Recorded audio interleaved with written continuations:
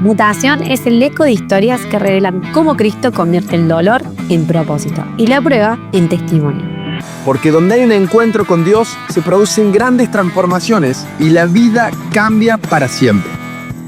Bienvenidos una vez más. Buen día, buenas tardes, buenas noches. Buenos días, ¿cómo están todos?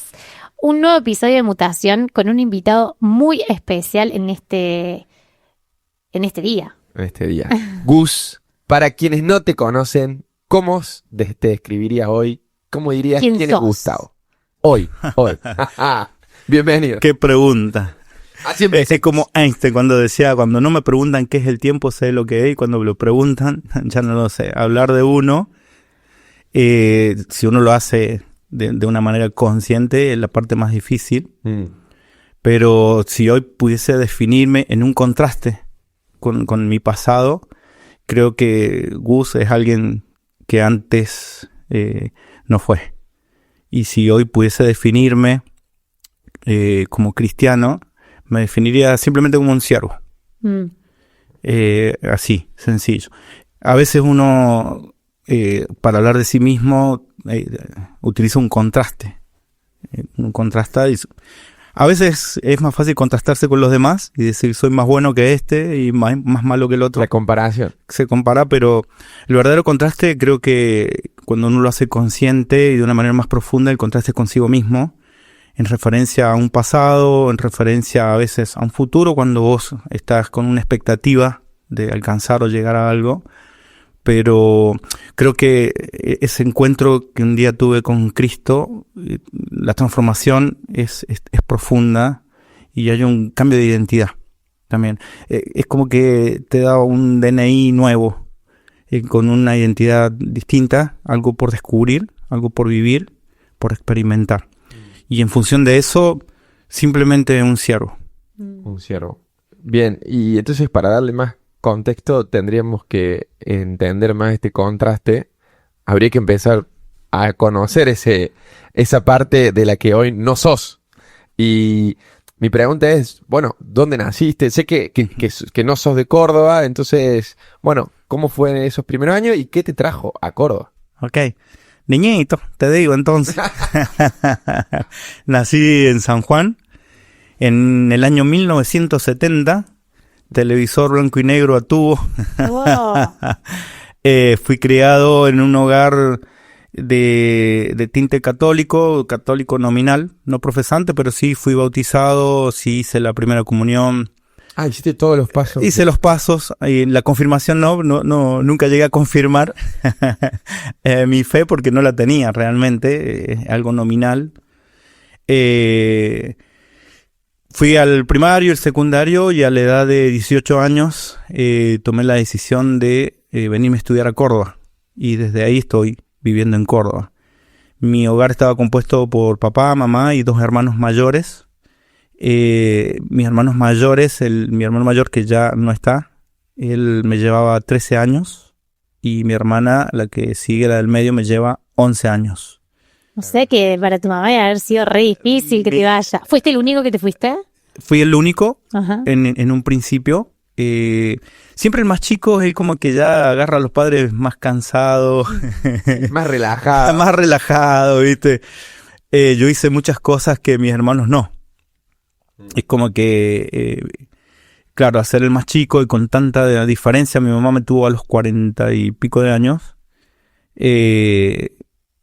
Un poco como que mi hermano mayor fue ese padre más cercano y muchas de las cosas que yo hice sé que ellos no, y una de esas fue irme de casa a los 18 años. En realidad siempre tuve como un poco más de libertad en algunas cosas para hacer. Ya a los 16, 17 años era salir de mochilero, y eso lo hicimos durante muchos años. Por lo cual venirse a Córdoba fue toda una experiencia para mí, salir del hogar, empezar a vivir solo, sí, una hazaña, y después todo lo que vino aparejado con eso. ¿Qué te viniste a estudiar, Gusti? Vine a estudiar ingeniería aeronáutica. Fue la carrera que no había en San Juan y el motivo por el cual sí o sí tenía que salir de San Juan. Yo hice un colegio técnico O sea, buscaste una carrera que... Sí, busqué una carrera que no estuviese en San Juan. Bien. O sea, para tener también la excusa de decir, che, o sea... Y como mis padres siempre quisieron que nosotros estudiásemos, nos dieron siempre esa posibilidad. Mis papás, mi mamá estudió, ella era maestra. Mi papá no, él a los 11 años ya andaba trabajando. La familia humilde, los dos venían de familia humilde. Mi mamá es adoptada, fue adoptada por una familia que le dio la posibilidad de estudiar. Wow, qué lindo. Sí, sí. Mi mamá tiene una historia terrible porque ella nació en la precordillera. Su mamá era puestera, cuidaba cabras, ovejas, pasaban de Argentina a Chile. Y su papá nunca lo conoció, al papá real, sí a su padrastro, digamos. Y esa familia le dio la posibilidad de estudiar. Y mi papá también de un hogar bastante humilde. Él a los 11 años ya estaba trabajando y empezó a los 14, 15 años a trabajar en Vialidad Nacional y ahí se jubiló en Vialidad Nacional. Entonces nos dieron la posibilidad de estudiar a los tres y que harían, era como un mandato familiar muy fuerte el de estudiar, porque en esa época estudiar significaba ser alguien en la vida. Claro. Entonces... La diferencia a salir a trabajar y... Sí, la diferencia de no tener un título a tener un título pasaba por ser alguien en la vida y por una posibilidad de prosperidad y de mejora. Y por eso estaban dispuestos a renunciar un montón, ¿no? Porque ir a Córdoba a estudiar a tanta distancia, hacer un departamento, no era nada. Y de hecho el sustento. Claro. O sea, el sustento era algo que yo tenía que lograr, por lo menos ellos sí podían ayudarme, pero no sustentarme. Claro. Entonces también la idea era venir, estudiar y trabajar, que eso fue lo que hice.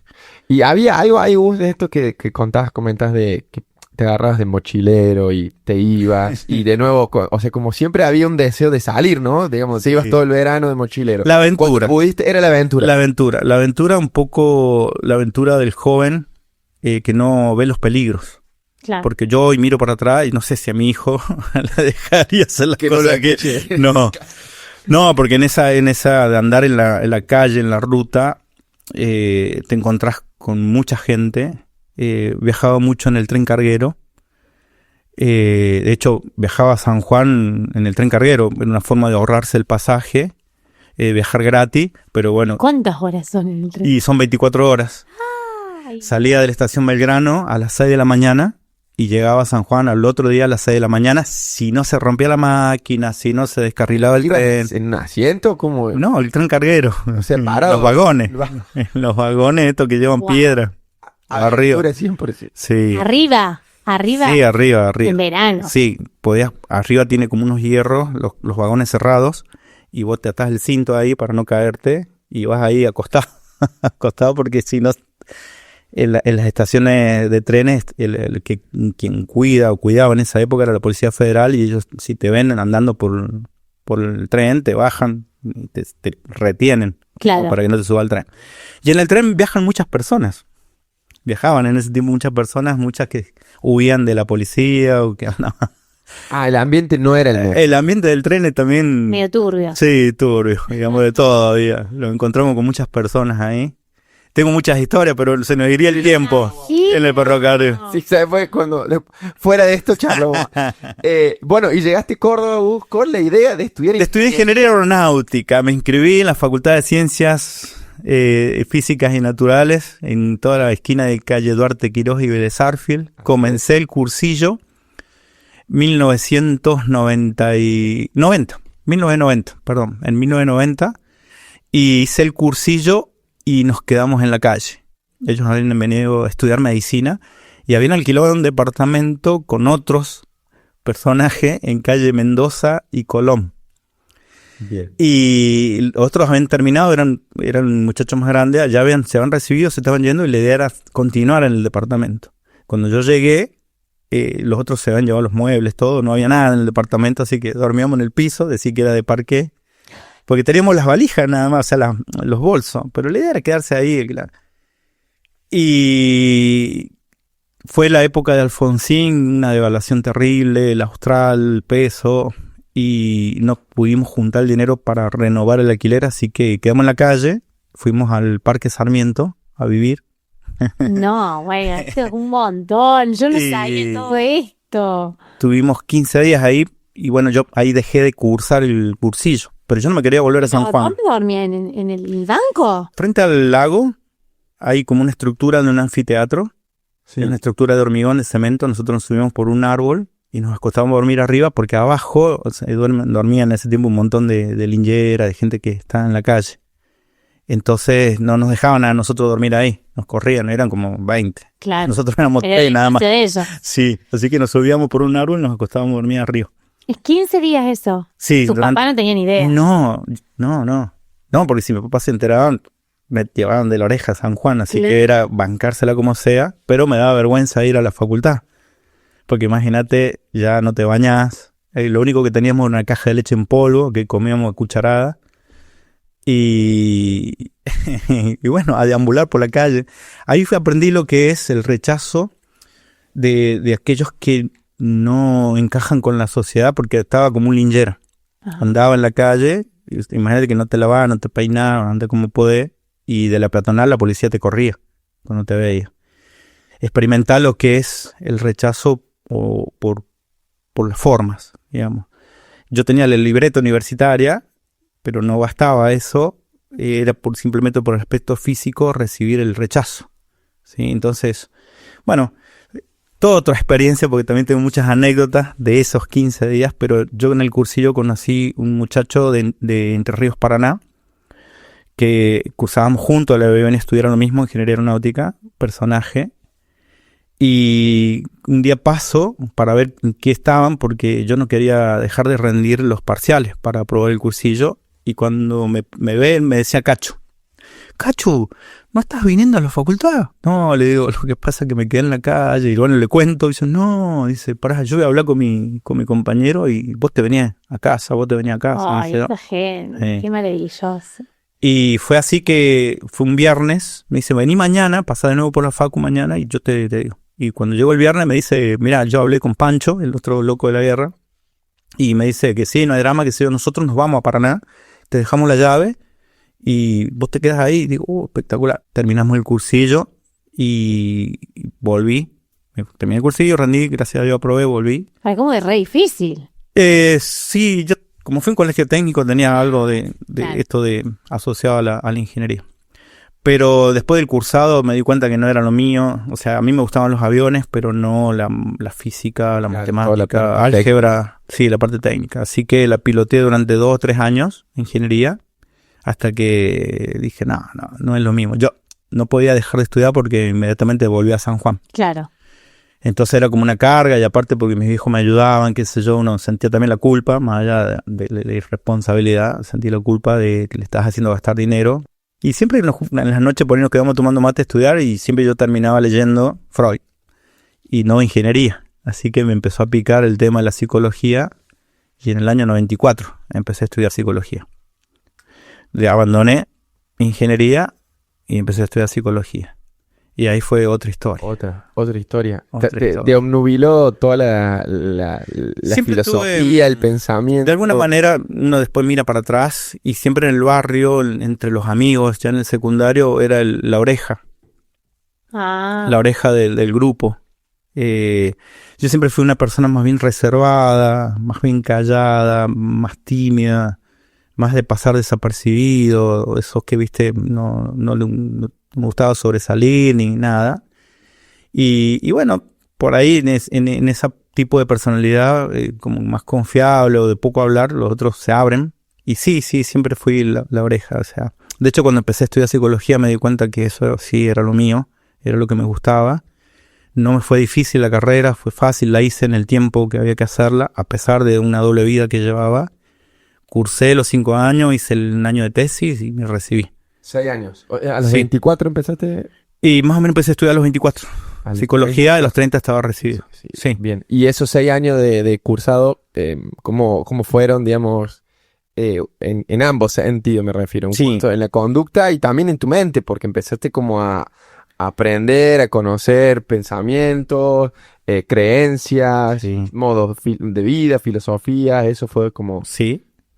Bueno, claramente la Facultad de Psicología, que hoy es facultad, en ese tiempo era una escuela perteneciente a la Facultad de Filosofía, Humanidades y Artes. Era una más entre teatro, historia, cine y TV, filosofía, bibliotecario, eran las escuelas.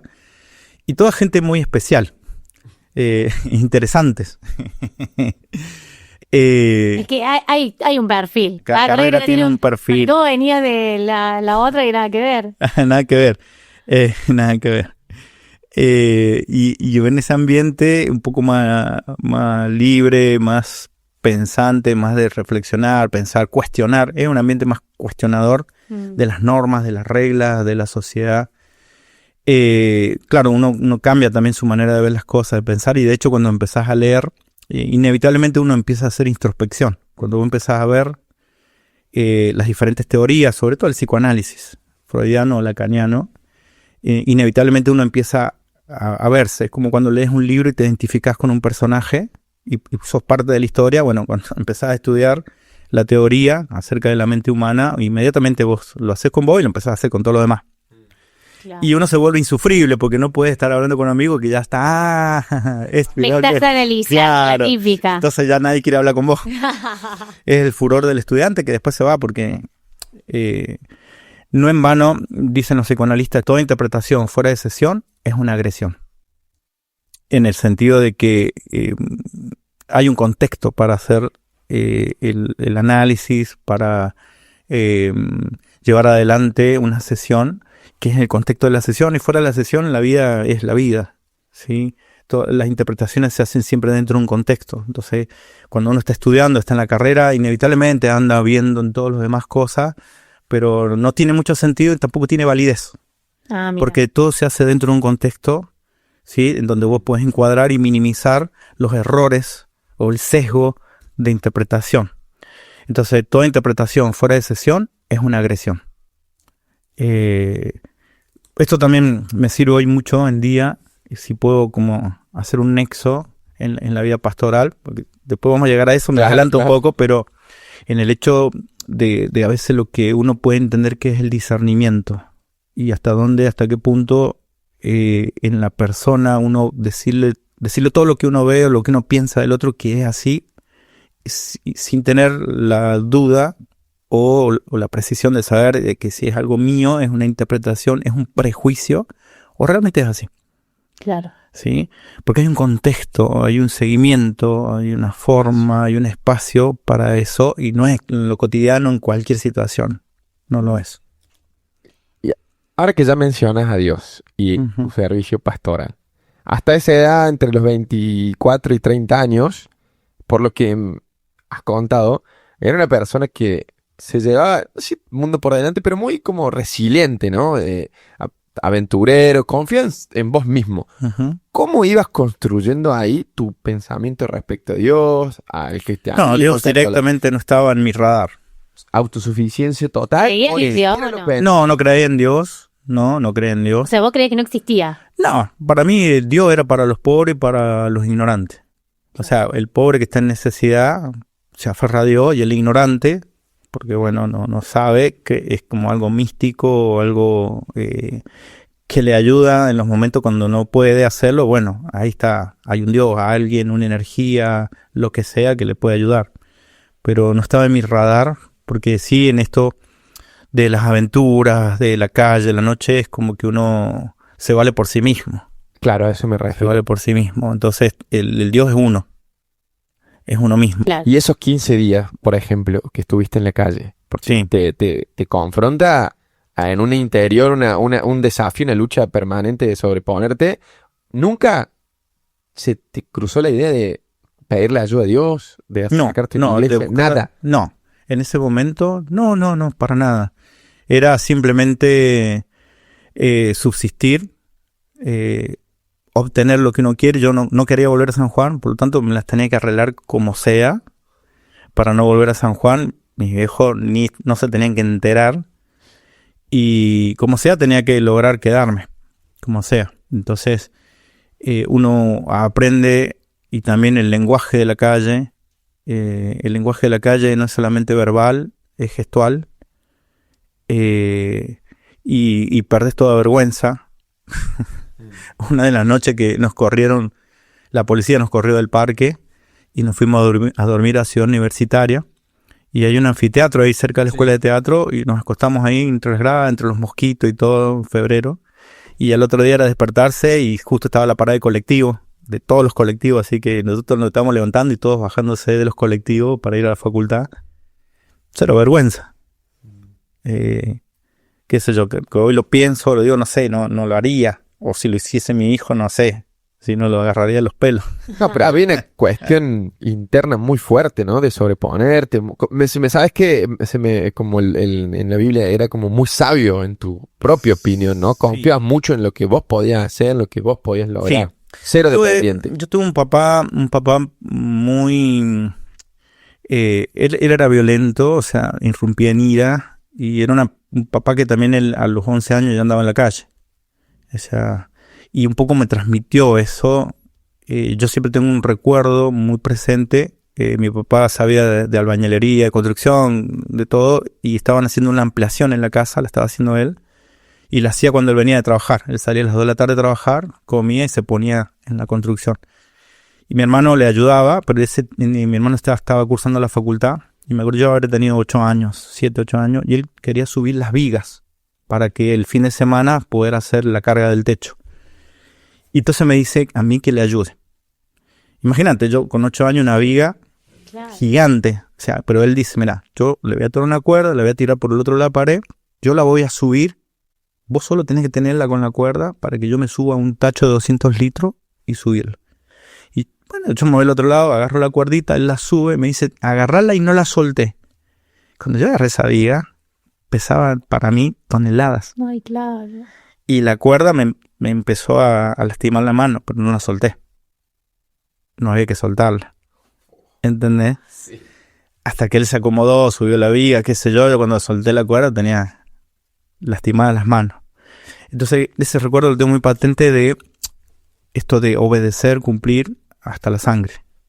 Y de sobreponerse a cualquier situación con tal de lograr lo que hay que hacer. Y un poco me creía así, un poco duro. El dicho de mi papá es, los hombres no lloran. Sí, un consejo que él me dio en la vida fue ese. Los hombres no lloran. Y me creía un poco así duro. Por supuesto. O sea, no lloran externamente, pero sí lloran internamente. Sí, o sea, yo cuando tomaba mucho alcohol, bueno, en esa vida de estudiante, vivir solo... Sí, porque vos en un momento mencionaste que tenías una doble vida. Sí. ¿Por qué? Porque, en definitiva, al principio todo consumo siempre comienza con el alcohol. Y el alcohol era como una descarga. Y cuando yo me emborrachaba, en reuniones de amigos, en noches de juntadas, siempre había alcohol. En Córdoba estaba. En Córdoba, sí, fue en los primeros tiempos cuando estudiaba ingeniería. Cualquier fiesta, reunión o asado o algo, siempre había cerveza, vino. Y ese era el momento en que, bueno, uno tomaba, pero siempre el alcohol sacaba algo de mí, y era la violencia. Cuando yo me emborrachaba me ponía muy violento. De hecho, en esa borrachera era como sacar de adentro todo el enojo y hacer cosas, y pelear. Y recuerdo una noche a Chaval Rodríguez y Belgrano, en el barrio Güemes. Ahí vivíamos en una pensión como 14 sanjuaninos. De todas las edades, yo era el más chico, y había de todas las edades gente que estudiaba medicina, ingeniería, arquitectura, qué sé. Y nunca faltaba la de Majuan Evido, de vino entre sanjuaninos. Claro. Y una noche estábamos ahí, habíamos cenado y hacíamos un juego de tirar los dados. El que sacaba el número más bajo se tomaba un vaso de vino. Claro, las primeras veces uno pierde y después ya te hacen perder. Cuando pasó el tiempo, yo me había tomado media Majuan de vino, estaba muy borracho y yo me había comprado un machete. Y saqué el machete, yo me entré, perseguía todo con el machete, andaban todos corriendo por la calle y yo con el machete detrás para machetear a alguno. Esa locura. El machete. Esa locura. Sí, un machete tenía abajo de la cama. Después me agarraron, me sacaron el machete, me pegaron hasta abajo de la lengua y ahí me calmé. Pero tenía esos arranques. Claro, conecto esto de la firmeza y mantenerse hasta la sangre, sí. El alcohol. Sacaba eso. Pero era un enojo, porque en realidad la presión para un niño, la exigencia y sobreexigencia de un niño, toda autoridad ejercida con violencia o con prepotencia sobre un niño se transforma en un autoritarismo que es opresivo y que genera cosas. Cada persona reacciona de manera diferente ante las mismas situaciones. Aún entre los hermanos, ante mismas situaciones. ¿Por qué? Porque hay algo que nos hace seres individuales, diferente a todos los demás. Esa es la capacidad creadora de Dios, de que aunque provengamos de la misma familia, hayamos pasado por las mismas situaciones, tengamos los mismos padres, seamos todos diferentes. Porque hay algo que nos hace ser individuales y se ve mucho en la capacidad de respuesta. Vos decías resiliencia recién, o capacidad de respuesta ante las situaciones, que es algo muy personal. Cómo uno se adapta o no se adapta a diferentes situaciones. Entonces, cuando empecé a estudiar psicología, ya ahí pasé del alcohol a otro tipo de sustancias, empezando por la marihuana, que es el paso normal del alcohol a la marihuana. Y ahí entré ya en un mundo más oscuro, de rodearme con personas que traficaban y ya empezar a consumir cocaína, LSD, cucumelo, peyote, todo lo que había. Se mencionaba el floripondio también, que es un yuyo. Pero simultáneamente estudiabas y para cómo te iba bien. Bueno, sí, estudiaba, tenía una doble vida porque yo alquilábamos un departamento con un amigo de San Juan que él no consumía, que no estaba en ese ambiente ni nada. Él estudiaba agronomía en la calle Brasil, atrás del colegio de Anfunes. Pero todo el consumo y la otra banda era en calle Boulevard San Juan y Río Negro. Y nadie sabía de ese mundo que yo vivía en calle Brasil. Todos pensaban que yo vivía ahí, porque pasaba mucho tiempo ahí en ese departamento, en la calle Boulevard San Juan. Y cuando tenía esos destellos de conciencia, aparecía por la facultad, cursaba, estudiaba y me borraba de ese ambiente. Podía rendir un parcial y después volvía y seguía con esa vida. Por eso era una doble vida. De hecho, en ese departamento, como nadie lo conocía, por ahí guardábamos. Claro. Para la venta. Claro, pregunta, ¿cómo sostenías, si habías estado en la calle, no tenías muchos recursos, cómo sostenías los estudios, el alquiler, la doble vida, la fiesta, el consumo? Con la venta. Dinero. Con la venta. Sí, con la venta. Pero supongo que tu mamá te llamaba, che, hijito. Mi mamá todavía no me cree si yo cuento estas cosas, porque yo en casa era el hijo perfecto, puro, santo y sin mancha. Mis hermanos, yo le contaba a mi hermano, mis hermanos todavía, qué sé yo, como algo irreal, ¿viste? Vos contás esto y nada, el Gustavito. No. Claro, porque vos eres el más chico, la tuvo más fácil. Sí. Tenía una doble vida, sí. Tu amigo el que decís que no consumías con el otro que vivías, ¿él sabía? No. Tampoco. No, él no sabía nada. Yo después de mucho, le fui, le conté, le pedí perdón, porque si pasaba algo, él iba a ligar de arriba. Claro. Si caía la policía ahí, iba a ligar de arriba. Y sí. Porque él no sabía nada. Pero era una venta que te generaba mucha ganancia. O sea, ganancia como para vivir. Nosotros comprábamos un ladrillo de cocaína, que más o menos pesa 1 kilo, en 800 pesos en esa época, y al venderlo al menudeo, fraccionarlo y también agrandar. Claro, cuando uno lo raya, vos lo comprás, es un ladrillo duro. Y eso se raya y el papelito era lo que cabe en el...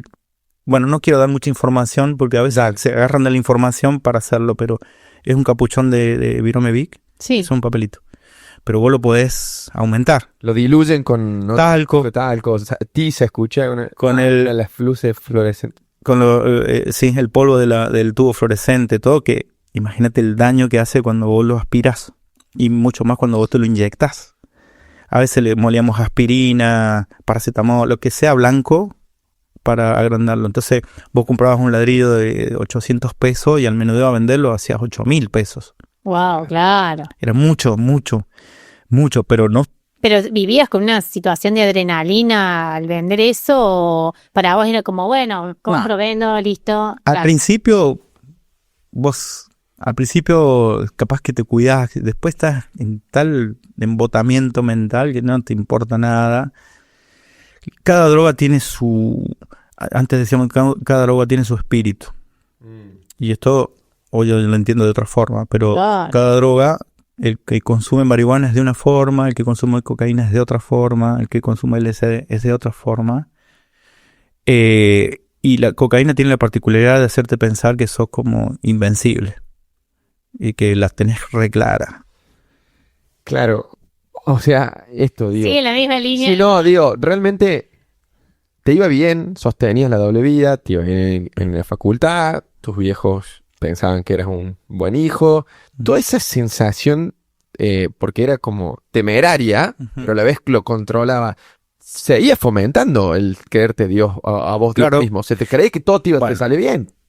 Esto también, a ver, si lo puedo explicar en fácil y cortito. Cuando la persona, la figura paterna, es como invasiva, masiva o autoritaria, hay dos opciones, o tres, pero uno puede someterse, ¿sí? Ser un esclavo, o puede rebelarse, ¿sí? Ser un rebelde, o puede zafar y cinturear, que es la opción que yo tomé, ayuda un poco por un discurso materno, en donde ante el no del padre siempre estaba tranquilo, sí lo vamos a hacer, pero vos no digas nada de mi mamá. ¿Ok? Cosas onzas te puedo explicar. Por ejemplo, quería un juego de ajedrez y mi papá decía, no hay plata, qué sé yo, mi máster, yo te lo voy a comprar. Y eso enseña al hijo a transgredir, Claro. a especializarse en conocer las reglas, saber lo que es no, pero toda regla tiene su excepción. Entonces es como esa adrenalina al principio de sabes lo que es no, pero hay formas de hacerlo, sin que te descubran, sin que lo sepan. Y en el mundo de las drogas era así, siempre estar zafando, buscando que no te pilla la policía, de hacer ese doble juego de que vos sos de una forma de día, sos de otra forma de noche. Y después en el embotamiento del consumo, porque yo me fumé mi primer porro en febrero del año 1994 y para fin de año de ese año yo me levantaba fumándome un porro, después de almuerzo en el embotamiento del porro tomar cocaína para levantar y a la tarde, como ya se te sale el corazón, empezar a tomar alcohol para bajar para poder dormir en la noche. Un ciclo tremendo. Y esa era la vida. Y en todo eso, todo el agite del movimiento de gente de todas las clases, de todos los tipos, de todas las edades, que consumen, que vos te rodeás, fiestas. Bueno, en eso de vender, te rodea con un montón de gente. Sí. ¿En algún momento sentiste decir, no quiero más esto, pero ya no puedo irme de esto? No, en ese punto siempre tenía esa salida de escape, ese departamento que nadie conocía, al cual yo puedo volver. Nunca me inyecté, o sea, yo le tengo terror a la sangre, medicina jamás hubiese podido estudiar dentro del ámbito de la salud, pero sí estuve con gente, por ejemplo, que ya en un grado de excesivo, de picarse, no encontrarse la vena y empezar a machacarse el brazo y yo ver sangre y salir corriendo de ahí. Claro. Y aislarme por unos días de eso, ¿no? Y después volvés. Charly García cantaba una canción que se llama Confesiones sobre el Bidet y claramente habla de esto que después del consumo hay un momento del bajón de la cocaína en que vos sentís culpa y decís no lo voy a hacer más y terminás en el baño abrazado del bidet prometiendo y al otro día lo volvés a hacer. Es el ciclo. Y hay un punto de no retorno. Ese amigo Iván ya está muerto. Él murió de sobredosis hace unos 12 años atrás. Él se picaba y fue él que se rompió el brazo picándose para encontrarse la vena. Hay puntos de no retorno. Son como líneas. Yo siempre digo, a pesar de todo, Dios siempre, a pesar de que yo la negué, que yo no creía en Él, yo miro para atrás y veo su cuidado, veo sus alertas en decisiones que tomé, que yo digo no sé por qué las tomé, pero que hoy me tienen vivo, por ejemplo. Claro. Totalmente. ¿Y qué buscabas y qué encontraste? Yo creo que siempre había un enojo interno, y sobre todo con mi papá. Un enojo no tratado. Creo que eso también tiene que ver con la elección de la carrera, con psicología. Muchas de las personas que eligen esta carrera buscan solucionar sus problemas. Es como que el médico... Terapiarse. Sí, el médico estudia medicina porque tiene cáncer y quiere ver la solución. No pasa, ¿no es cierto? Uno termina diciendo que la facultad de psicología es un neuro encubierto, donde están todos los locos allí, ¿viste? Y no les son gastos para el Estado. Pero yo creo que la carrera, la elección también era una manera de encontrarle solución a algo una raíz muy profunda en mi vida. ¿La reconocías? No, Era ahí. no, hoy la puedo hablar. En ese pero tiempo no te das cuenta. no, ni siquiera el consumo y toda la vida fue una búsqueda que yo después entendí que era la búsqueda de la verdad. De hecho, mi tesis, que la hice con un compañero, tenía que ver con eso, con la búsqueda de la verdad. Y después yo encontré la verdad. Y esa era una búsqueda que nunca se saciaba, porque ¿dónde estaba la verdad o el sentido de la vida? En las drogas, no. En una carrera, no. En la introspección, no. En una teoría psicológica, no. En la noche, el alcohol, las mujeres, no. ¿No te desesperaba esa idea de decir, che, no la estoy encontrando? Uno está en la búsqueda desenfrenada y busca. Y un día Dios tocó la puerta del departamento. Estás en primer año en la facu. Segundo. No, 2000 ya estaba. No, el 2000 ya estaba recibido. Yo me recibí. Perdón, entendí que... Me recibí en el año 2000. Perdón. Fue año 2002. Ahora sí. En el año 2000 yo me recibí. Empecé en el 94. En el año 2000 me recibí.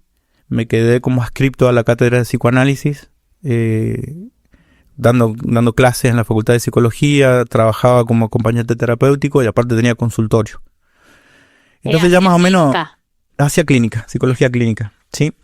Ya tenía más o menos como definida, ya estaba en el ambiente, orientación psicoanalítica lacaniana, contacto, estaba como armando toda la vida profesional, porque yo empecé a trabajar como acompañante ya siendo estudiante, entonces ya tenía como armada, me recibí, yo seguí trabajando, no es que me recibí y empecé a buscar algo en lo mío, ya tenía los contactos, más o menos tenía armadas las cosas.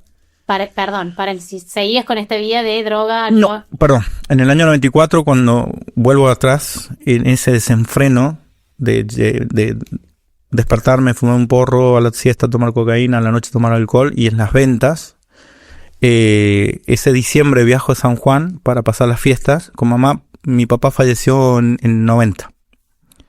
Ella no estaba. No, o sea, antes de empezar... Después estudié ingeniería aeronáutica y ese año él falleció. Ahí está.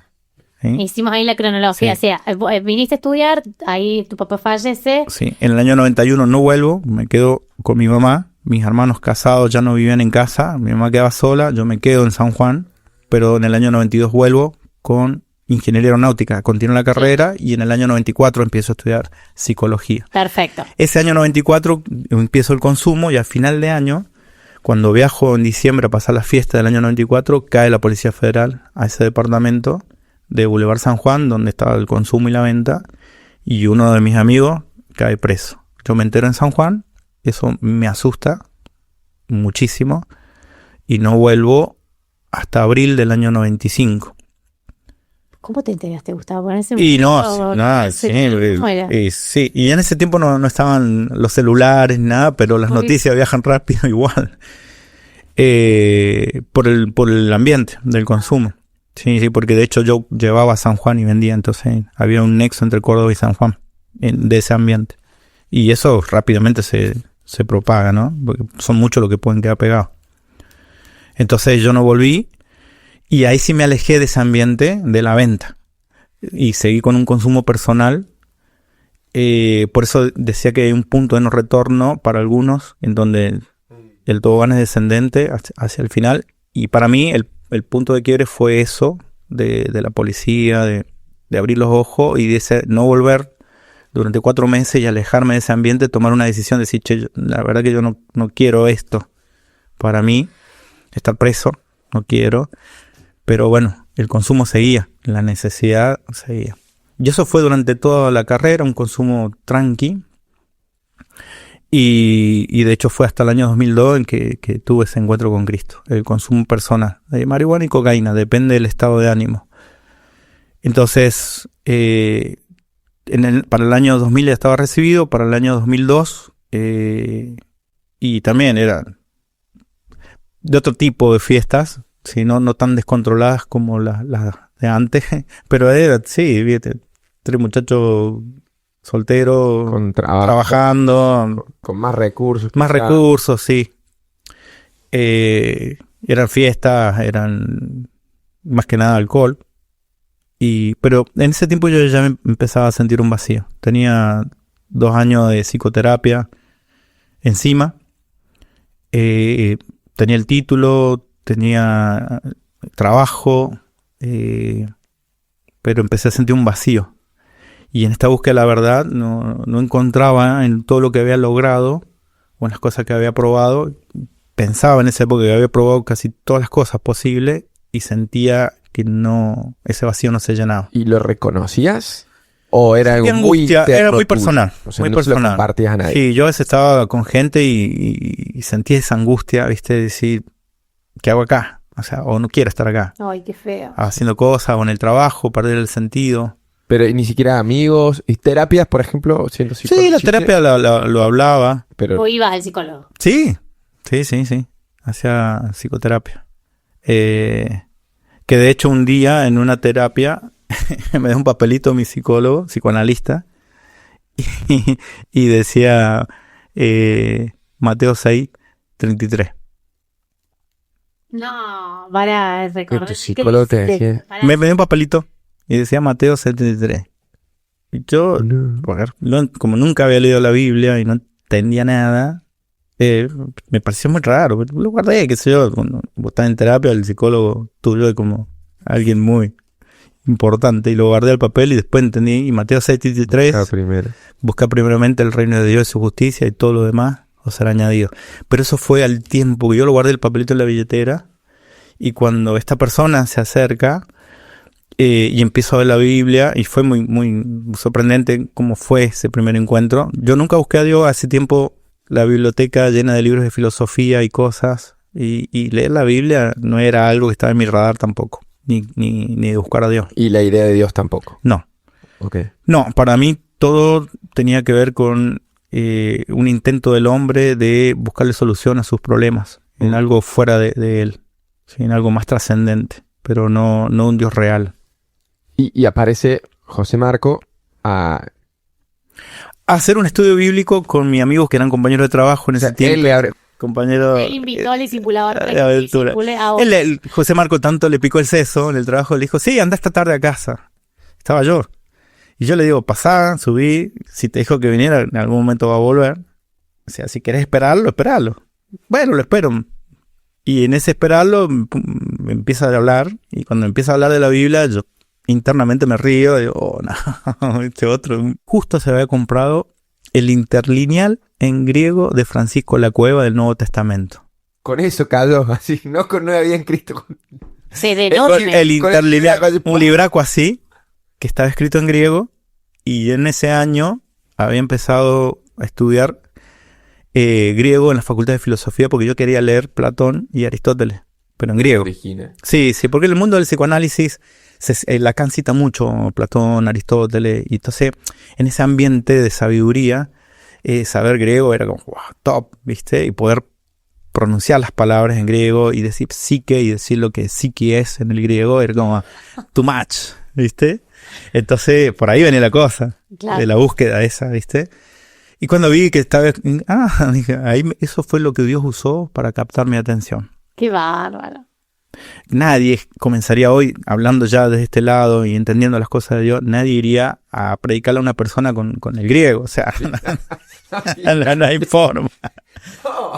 O sea, es como, claro, darle el... todo- Claro, nada tiene nada. Pero eso fue lo que Dios usó porque sabía por dónde me iba a enganchar. Donde yo me iba a enganchar, ¿no? Con mi sabiduría humana. Con unas lecciones, eran 10 lecciones de palabra de vida, donde empieza predicando y después va avanzando, ya te convertiste, y después en las últimas lecciones te bautizás y ya sos parte de la iglesia. El tema es que había llegado el tiempo del bautismo y todo, y ya de dar testimonio, no entendía nada. Nos juntamos. tiempo, o sea, ¿era real el interés o simplemente era che? a ver, No, griego? después me empezó a interesar, yo decía, porque era un loco lindo, digamos, o sea, estaba bueno, 1 hora a la semana, discutir y bardearle a alguien. Como pelearlo, a ver, Sí. como diversión para usted. Sí, era divertido pelearlo y hacerlo enojar a José. José gringo, bien gringo, blanco, leche, se ponía rojo, ¿viste? Lo hacían enojo. Sí, o le hacíamos ir el miércoles a las 11 de la noche. No, yo pude el miércoles a las 11 de la noche. Y José venía a las 11 de la noche. Sabíamos nosotros que él tenía familia, hijos chiquitos. Y era para bardearlo nada más, pero él venía. Y llegó un punto ya después de 3-4 meses que uno decía, o este tipo es un fanático, está loco, lo caso, o es verdad. Como que no había muchas opciones. Decir, ¿qué hace este chango con 2 tarambanas que lo agitan? Lo hacíamos venir el sábado a las 8 de la mañana, él toca el timbre y yo me estaba acostando. Y se quedaba ahí y lo hacíamos pasar. Y paraba, y entraba al departamento y había gente durmiendo en el piso de las noches. Y se sentaba en la mesa y miraba y decía, no, muchacho. Él trataba de llevarnos por el buen camino y nosotros estábamos en el camino ancho de la perdición. Pero sí fue lo que a mí sí me impactó, que empecé a ver que lo que él decía lo hacía. En esto de ser coherente, ¿sí? Porque esa incoherencia es normal en la vida aún del psicoterapeuta. El psicoterapeuta, vos vas con un problema, por ejemplo, matrimonial, y él te va a ayudar, pero él está divorciado. ¿Se entiende? No El profe de la facu te va a hablar de la salud mental y está quemado la cabeza. Y no hay coherencia entre lo que enseña y dice y su vida. Claro. ¿Sí? Él te va a hablar de las perversidades y tal vez un perverso, un pedófilo. No hay coherencia en su vida. Pero en el cristianismo eso es lo que impacta la vida de las personas. Que hay una coherencia entre lo que vos decís y lo que vivís. Y yo viví esa coherencia en él. Y eso empezó a como abrir mi corazón a decir, che, ¿está loco o esto es una truchada o es verdad? O es verdad. Pero llegado el mes de agosto o julio, yo viajo a San Juan a visitar a mi mamá para tiempo de vacaciones y me llevo la lección, tal vez habrá sido la 9, donde ya estaba bautizado y dando el testimonio según la lección y no entendía nada, yo no. Y ahí sí tuve un encuentro con Dios. Fue en San Juan, fue en mi habitación, fue una noche que no pude dormir, que José me había regalado una Biblia y yo con eso completaba la lección. Y fue leyendo uno de los evangelios en la crucifixión de Cristo que Dios tocó mi corazón. Ahí comprendí. Y entendí mi condición de pecador, entendí que me iba al infierno, entendí que la búsqueda de la verdad estaba en Cristo, que todo lo demás no tenía sentido y que si yo me moría me iba al infierno. Fue clarísimo. Que yo salté de la cama llorando a pedirle perdón a Dios. Eso fue una noche de quebrantamiento sí, fuerte. Sí, fue muy fuerte. Yo siempre digo que Dios me dio un piñazo, un bofetón, porque fue que al otro día yo era otra persona. Yo me levanté del piso, ya era otra persona, me acosté a dormir en paz. Volví a Córdoba y fue tirar los cigarrillos, la marihuana, el papelito de cocaína. Yo estaba en pareja, conviviendo con una chica y decirle, no, ya no podemos estar más juntos. Dejar la facu, dejé la facultad. Me quedó el título. Nada más que le dije también al Señor, si esto no te sirve, si tengo que hacer otra cosa, lo quemo. Fue dejar muchas cosas. Porque entendías que... Entendí que eso ya está, no era por ahí el camino. Bien. Entendí que eso no iba a llenar. Mi alma ya estaba llena, se llenó con Cristo. Esa búsqueda de la verdad ya se terminó, ya la encontré en Cristo.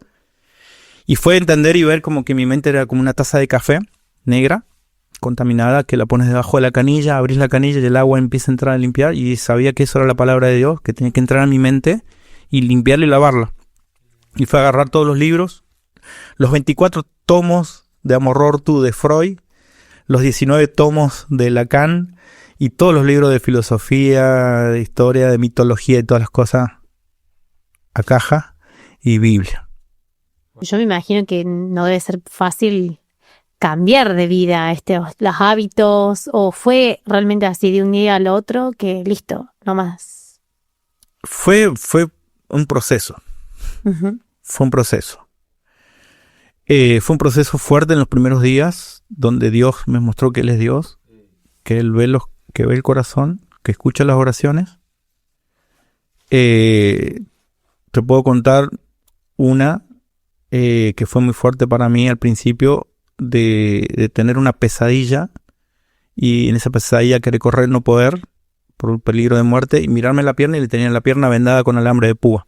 Despertarme así sobresaltado, inmediatamente traerme una imagen, Dios, de que en San Juan está la difunta Correa, y todos los sanjuaninos vamos a la difunta Correa, y cuando yo tuve un accidente, más o menos a los 16, 17 años, el yeso que me pusieron en la pierna cuando me lo sacaron, se lo llevé a la difunta Correa. Y Dios decirme claramente, vos le entregaste tu pierna a un demonio y por eso en la vida no podías avanzar y estabas trabado. Y yo entender que tenía que pedirle perdón y decirle a Dios que me libre de eso, que hice por ignorancia, pero que lo hice, que es pecado. Es como Dios de manera muy intencional mostrándome que es real. Es real. Porque yo todo lo pensaba, todo lo reflexionaba, todo, sí, esto por esto, todo tenía una explicación. Y Dios Todo tenía que razonar. sí, ¿no?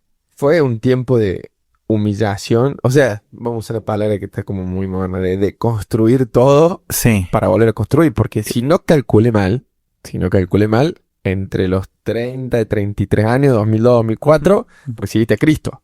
Sí. Y ya habla de una persona que ha construido mucho. O sea, no te diría toda la vida, pero tiene quizá una forma de pensar, tiene una convicción, tiene su postura, su hábito. Había que destruir todo eso. Sí, y Dios se encargó de romper todo. Sí, fue un quebrantamiento fuerte, de una transformación radical, ¿sí? De algo muy, muy fuerte y muy radical en mi mente, en mi manera de percibir, mi manera de pensar. Y yo ahora era hijo de Dios, mis amigos estaban preocupados, todos psicólogos, porque ahora yo decía como los locos que están en el neuro, que era hijo de Dios. Pero con una convicción, Dios se encargó de que yo tuviera una convicción muy fuerte en que es real. Y me lo mostró de manera muy concreta para mí, que Él es real. ¿Empezaste a ir a alguna iglesia, Agustín? Claro, en ese momento José Marcos se congregaba en la iglesia de calle Rincón, de Hermanos Libres, y yo empecé a venir acá, a la iglesia, en calle Rincón, y me bauticé en diciembre, que también fue rápido, porque yo conocí al Señor en julio, agosto, y en diciembre ya estaba pidiendo el bautismo, y estaba dispuesto a irme a Palabra de Vida. José me había contado de Palabra de Vida, y yo estaba dispuesto a dejar todo el trabajo, todo irme a estudiar la Biblia. Y en ese tiempo estaba Pepe Bocián, anciano de la iglesia de calle Rincón, y yo le pedí consejo a él, y él me dijo, espera, porque vos en la iglesia podés crecer, y la iglesia es un buen lugar para crecer y conocer a Dios. Claro, yo tenía 4 meses de convertido, yo ya estaba dispuesto a dejarlo todo, ya estaba prendido fuego, y fue muy sabio, Pepe fue muy sabio, porque realmente hoy, mirando para atrás, entiendo, comprendo mejor las cosas, y el ambiente del cristiano, la pecera del pez del cristiano es la iglesia.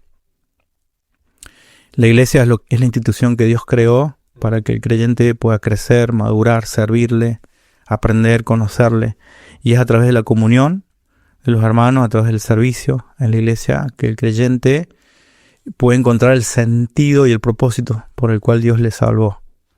¿Sí? Y Agustín, en este proceso de crecimiento, ¿en qué momento vos llegás a empezar a sentir ese llamado por el ministerio pastoral? Ok, yo conocí al Señor, fue tan radical y ya me vine a vivir cerca de la iglesia de Calle Rincón, a Barrio General Paz. Salí del centro y en ese tiempo el grupo de jóvenes era muy grande. ¿Sí?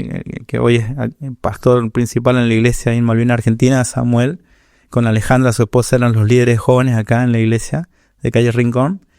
Y el grupo de jóvenes eran más de 100 jóvenes. Y siempre todos los grupos grandes hay de todo. Y en la viña del Señor hay de todo. Y yo alquilaba un departamento en la calle 24 de septiembre y los fines de semana era la cueva de Adulam. Donde nos reuníamos todos allí. Y ya en ese tiempo, hoy miro para atrás, en ese tiempo no lo veía así, pero era como un cuidado. Tal vez por el hecho de ser psicólogo, muchas personas se acercaban buscando la contención psicológica.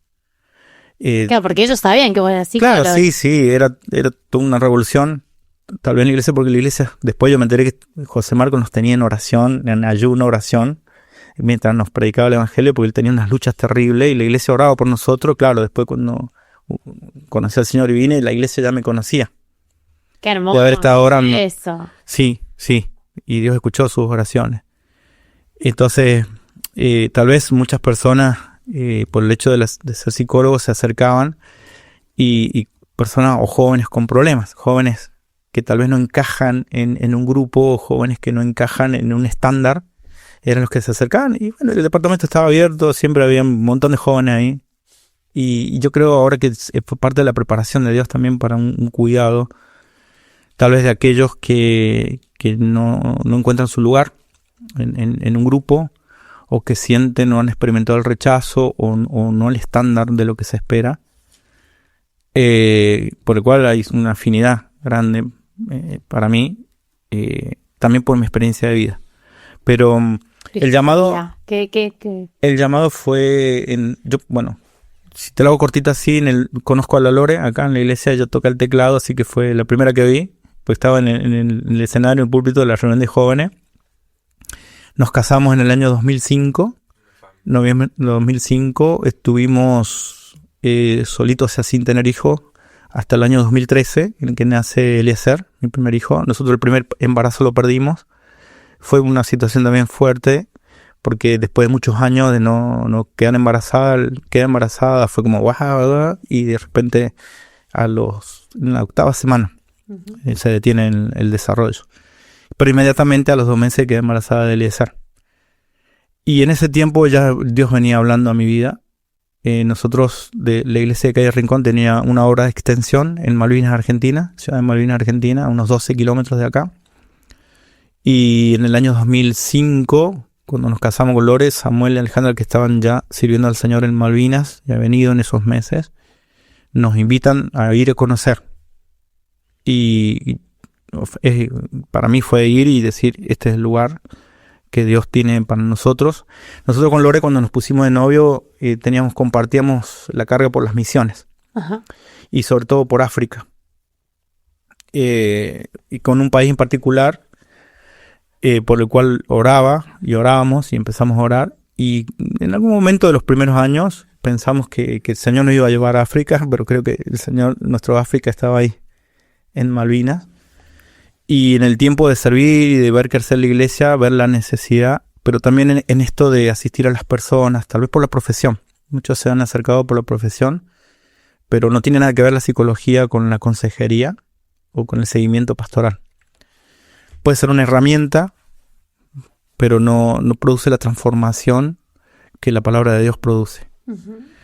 Entonces, cuando mi esposa está embarazada, el llamado de Dios es fuerte, y ante el llamado es el no, la negativa, no Dios, ni loco. O sea, en ese momento yo estaba trabajando en Rogio, ya había dejado la clínica para dedicarme a la parte laboral, en recursos humanos, selección de personal, y trabajé muchos años asistiendo de manera externa a diferentes empresas, haciendo selección de personal para Claro, para Apex, para Porta, para Iveco, para el Banco de Córdoba, trabajando con otro grupo de psicólogos, haciendo selección de personal, evaluación de potencial y todo lo que hace referencia a recursos humanos. Fue la parte que no me trajo con contradicciones con la palabra de Dios, porque en la clínica, y sobre todo la teoría freudiana, hay cosas que no se contraponen a la palabra de Dios. Y estaba trabajando en Rogio, un buen trabajo, con un buen sueldo, con muchas perspectivas de crecimiento, viajando de un lado para el otro, porque es una empresa muy grande, es el grupo Rogio. Y el llamado de Dios es muy fuerte, y le digo que no, y fueron 3 no, y al tercer no, fue que llegó el mes de septiembre del 2013, y en un campamento de matrimonios. Lore está tocando el teclado, termina la reunión, el predicador dice, bueno, cada uno agarra la mano de su esposa que voy a orar. Yo me voy adelante, le agarro la mano, oramos, él termina de orar, nos mira y dice, ¿puedo orar por ustedes? Sí. Ora, termina de orar y dice, mira, Dios me dice esto. Dios no te ha dado un espíritu de cobardía, sino de poder, de amor y dominio propio. Y fue un flechazo al corazón y dije, el cobarde soy yo.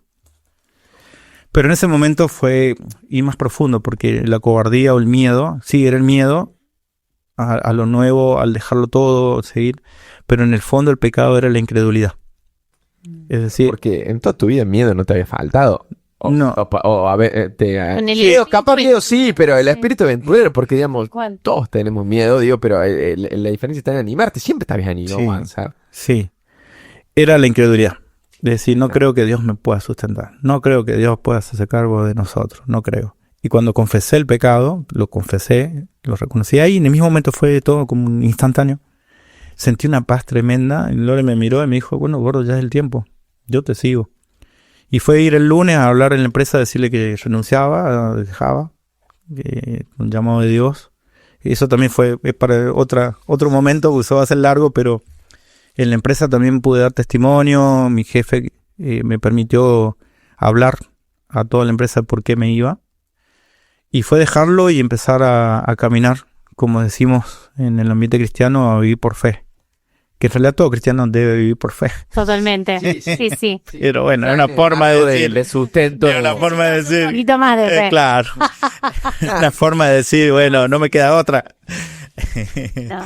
Pero desde octubre del 2013 hasta el día de hoy, ha sido mucho mayor, con más riqueza y más aventura que todos los años anteriores en todo lo otro que hice sin Dios.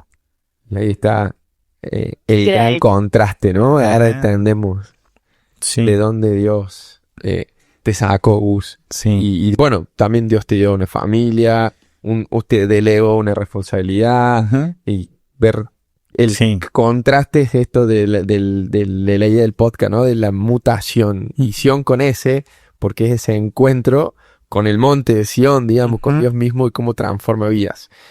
Hacemos 2 preguntas para cerrar, Gus. Okay.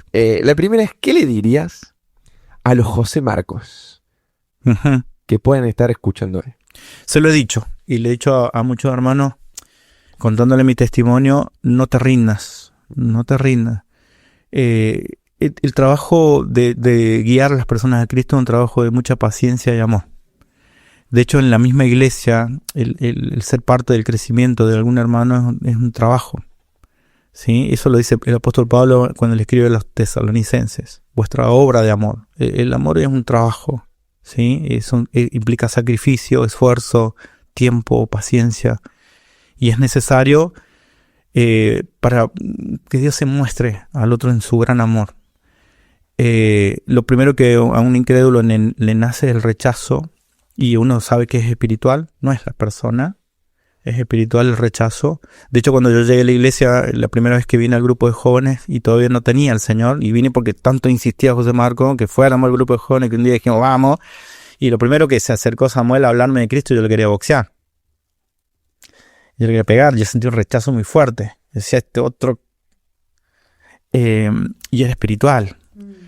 Entonces, José, él mismo decía que él mismo muchas veces quiso dejarlo, o sea, lo guardábamos mucho y sentía la carga de Dios. Y entonces, bueno, animo a otros que por ahí están predicándole y están con los brazos caídos o dicen, no vale la pena. Quiero decirte que sí vale la pena seguir, hasta tanto y en cuanto ya el rechazo no sea, no te quiero recibir más, te pego un tiro si seguí hablando.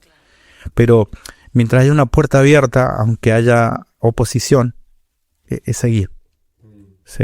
Sin lugar a dudas, el enemigo sabía lo que Dios tenía para vos, para tu familia, y claramente era una amenaza muy fuerte para sus propósitos. Le servía mucho a él.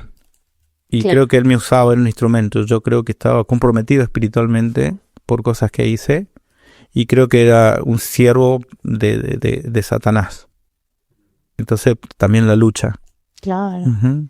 Ahora, si vos tuvieras que resumir al Gustavo de antes y al de hoy, ¿vos cómo lo resumirías? Y el Gustavo de antes era una persona con un vacío muy grande, enojado con la vida, con máscaras. El Gustavo de antes era una persona que podía lograrlo solo, que a pesar de que estaba rodeado, prefería estar solo, porque podía solo, porque podía enfrentar las cosas y no le tenía miedo a las cosas. Y el Gustavo de hoy es una persona que ya no siente ese vacío, que ese enojo ha sido sacado y que las heridas fueron sanadas. Y hay una dependencia constante de Dios. Uno siente su incapacidad, siente también y reconoce las torpezas y saber que sin Dios no es posible, nada. No, ser papá, ser esposo, cumplir con las tareas de pastor, sin el Señor, imposible. Es una dependencia total de Dios. Qué bueno. Se me venía aquí un versículo quizás muy conocido, pero creo que reaplica a este momento de que Corintios, 2 Corintios 5:17, que de modo que si alguno está en Cristo, nueva criatura es. Todo lo viejo pasa porque hay un pasado y todo hace nuevo. Y el contraste de decir, vos te definiste como siervo y es real, pero que Dios haya delegado este rol pastoral, en contraste con lo que vivías hasta los 30 años, creo que es tal que humanamente uno no lo puede imaginar. Solamente Dios puede hacer cosas nuevas. Así es, y las hace todas nuevas. Y tan bruscas, ¿no? Total. Porque es un cambio brusco al que contar. Sí. Es fuerte. Creo que el Señor, en su multiforme gracia, obra de maneras diferentes en cada uno. El testimonio de mi esposa es totalmente diferente porque ella nació en un hogar cristiano. Siempre fue a la iglesia desde chiquita, pero también un día tuvo que tener un encuentro con Dios, porque ir a la iglesia no te convierte en cristiano. Nacer en un hogar cristiano no te hace por defecto cristiano. Hay que tener un encuentro con Dios, no importa qué tan bajo hayas caído o qué tanto no lo hayas hecho, porque los que lo hacemos solamente estamos manifestando el potencial de perversidad que hay en el corazón. Claro. Los que no lo hacen y tienen un resguardo no significa que no potencialmente no sean capaces de hacerlo, porque el problema está en el corazón. Jesús lo dijo. Lo que contamina no es lo que entra, sino lo que sale, porque del corazón salen la fornicación, el adulterio y todo pecado. Entonces, tanto para aquel que lo hemos practicado como para el que no lo practicó porque tuvo un resguardo, necesitan igual un Salvador, necesitan a Cristo y tener un encuentro real con Cristo, no una teoría, no una religión, no una teoría, no un estilo de vida, sino un encuentro real con Dios, con Cristo, con el Cristo crucificado. Y reconocer que si bien por la gracia de Dios naciste en un hogar cristiano y tal vez no llegaste a hacer tantas cosas malas, tenés el potencial para hacerlo. Exactamente. Y somos todos igual de pecadores. Exacto. No hay un testimonio más voluminoso que otro a los ojos de Dios. Sí. Y ahí ante Dios somos todos pecadores. Exactamente. Gracias, Gus. Muchas A gracias. ustedes. También a todos los que estuvieron escuchando, les agradecemos y nos vemos en el próximo episodio. Esto fue una producción de la Iglesia Encuentro con Dios, ubicada en Malvinas Argentinas, Córdoba Capital. Si te gustó este episodio, nos encontramos en Instagram como muta.sion para que nos escribas y conozcas a los protagonistas.